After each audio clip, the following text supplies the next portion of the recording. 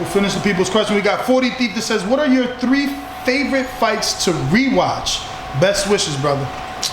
I mean, honestly, so they're not, I don't really rewatch a lot, but I'm going to give you 3 that I know that are just tremendous, right? So, Victor Ortiz versus Marcos Maidana, fight of the year. For those who didn't watch it that year, go back and recap. Tremendous fight. If you're a fighter who's looking for a fight, who wants to know what it's like to really trade with another puncher and the do's and don'ts, Victor Ortiz was dominating the fight. There's a small breakdown. At a certain time, for about 5-10 minutes, he forgot how to block a right hand. That's when it went no-no for him, you know. But up until that point, he was undefeated. He was looking very sharp. He looked like he was actually dominating the fight. But we all know Maidana's history. He a thug. He don't lay down for nobody. And that was the day that he continued to stay at the top. When Marcos Maidana defeated Victor Ortiz, he continued to stay at the top. Otherwise, he was about to get pushed down towards the bottom at that time of his career. Another one, you know, one of the classics, Hagler Hearns. And then I like to just go back and watch, you know, I like to watch old Aaron Pryor fights. There was that one, I forget the Latino's name. They fought down here in Miami, and it's the famous one. Give me the. Not a historian. Give me the one I mixed.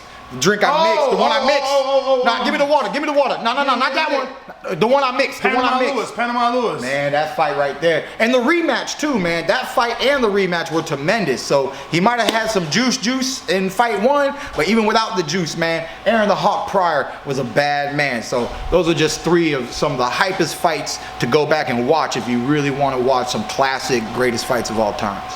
David Maldonado, New York City says, how do you see Danny Garcia at 154? And who would be a good matchup for him to acclimate himself to the new weight class? Any welterweight that moves up, don't fight a real 154 pounder. So you think Tony Harrison, he's been in your camp, you think that's not the right fight? Because Tony said he'd welcome him. I think it is a good fight. You know, it's a good fight because it creates the boxer puncher. Tony Harrison's strong point is the jab, and you know, we know Danny's strong point is anything that's not a jab. So how about that? So anything that's not a jab, that's Danny, and then Tony's gonna be out there flickety flick, you know, trying to keep him on the outside. Tony's got the height, he's got the reach, he can keep homeboy on the outside, but you know, Danny's still a big enough puncher that even moving up in weight, I think the way he throws his weight around, you know, he's still gonna, you know, that no-look hook can still be very devastating at 154 for fighters that want to underestimate him. So, you know, it's good for Tony Harrison to step up and want to play ball, but Danny, you know, he's going to be Sammy Sosa out there. He can be swinging for some home runs, so keep your hands up at all times, boy. Miguel says, who did you have winning the Spence versus Porter fight? You know, I had Porter the first half of the fight. I just thought Spence wasn't throwing enough punches. I thought he was fighting more of Porter's fight. And I did think that round 1 was a pick'em, you know. Sometimes I think we should, I think judges should not forget that they have the right to issue a 10-10 round, right? If fighters aren't doing enough in round 1 and no one's dominating the other person, I think the judges have the right to create a 10-10 round. That's going into the depths of scoring. A lot of people don't know that you can create a draw round like that from a judging perspective, but because judges are opinionated, if they don't believe that anybody stepped up and took the round, they have the right to do that. So I think round 1 was one of those rounds where it was hard to say who really won. You can either pick one, call it a draw, but once you start picking one, you can't go back and change it. So as I was scoring the fight, Porter was dominating the first half, Errol was dominating the second half, and I still had the fight very close, almost to a draw status at the end of the fight. So even with we all heard, yeah, because he started so late. I felt like he fought too much of Porter's fight early on, and it could have been non-beneficial, but he was the champion, and you do have to beat the champion. So some of those rounds that I thought were close, maybe I should have just gave it to the champion, and that would change the scorecards instantly. So at the end of the day, man, I just thought it was a competitive fight. I liked the fight. Porter got dropped, and Errol was started to trade with him, and he didn't really have a problem. He was comfortable in there trading with Shawn, like a lot of us have been in the past, and he won the fight. So it is what it is. Ken in Haiti says, "What's up, Mr. Thurman? Are you still planning to be the top dog in the division again, or looking to cash out to continue your career out of the ring?" I do believe that I have what it takes to be number one again. You know, it's just a matter of training, preparation, being mentally strong, and just, you know, give it my all. You know, to lose such a close fight, you know, I don't even feel like I got a real loss on my record. I just feel like I always felt, you know, how I used to say, I'm not afraid to let it go. If you can beat me, because, you know, I'm not out here being beaten. So like I said, I wasn't defeated, right? Yeah, I lost. I wasn't defeated. No one's defeated me. They didn't take the fire, the hunger, or make me feel inferior to the competition of today's generation. So with that statement, you should understand how I feel, and that I believe that I can be the number one welterweight in the welterweight division today. Rue in the 504 New Orleans says, "Any word when you're getting back in the ring?" You said you'll be getting a call this week. This week, I mean, I'm trying to get back ASAP. Whenever ASAP Rocky, whenever they're ready, I'll be ready. I'm here. Jordan Baker here in Florida says, "What's a couple of things you felt Danny Garcia did wrong in the fight versus Errol?"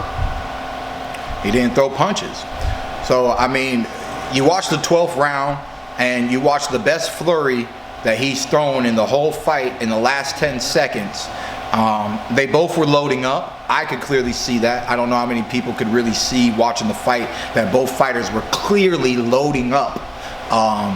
So you saw me load up today in sparring, and when people load up on each other, it makes both people hesitant and tentative, you know. But Errol, he knew Danny was loading up, and he was like, well, I'm gonna show you how I load up, and I'm gonna swing at you the way you swinging at me. And they were both missing those knockout punches on one another. That's what happened when I fought Danny. I noticed that after he realized I had a good pop and I could catch him off guard, he tightened his guard up, he tightened his defense up, and he didn't want to get hit hard, he didn't want to get dropped in front of everybody. And that's what I saw Danny doing. So the one thing that he did wrong was he focused more on not getting hit than how to hit Errol Spence. He was inside the pocket, he never worked the double hook, the hook to the body, the hook to the head. I thought he was inside quite easily, but anytime he was inside, he wasn't letting his hands go. His daddy was yelling at him at the end of every round, trying to get him to throw more punches, and I think deep down he was just worried about being countered. I think he could see Errol's power. He probably felt a little bit on the arms, and it just made him not want to be open to take a big shot. But at the same time, he never let his punches go.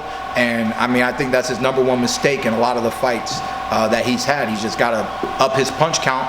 He's got good timing, but when you're not timing stuff in between, you got to have a little bit of a storyline. Where's the storyline, Danny? Where's the output to say I'm doing something this round besides trying to land counter punches? So that's the only downside I see in the way Danny fought Errol. Feel free to hit the like, subscribe, and share. As always, if you want to support us to the next level, head over to the Pateron.com/ThaBoxingVoice. We have tons of exclusive from Border Wars, from title, betting shows, the list goes on and on and on. But in addition to that, if you guys have questions for fighters, trainers, and promoters, this is where you can submit them. We will run out, get these questions answered, and put it back on the show just for you guys. Appreciate it. Peace.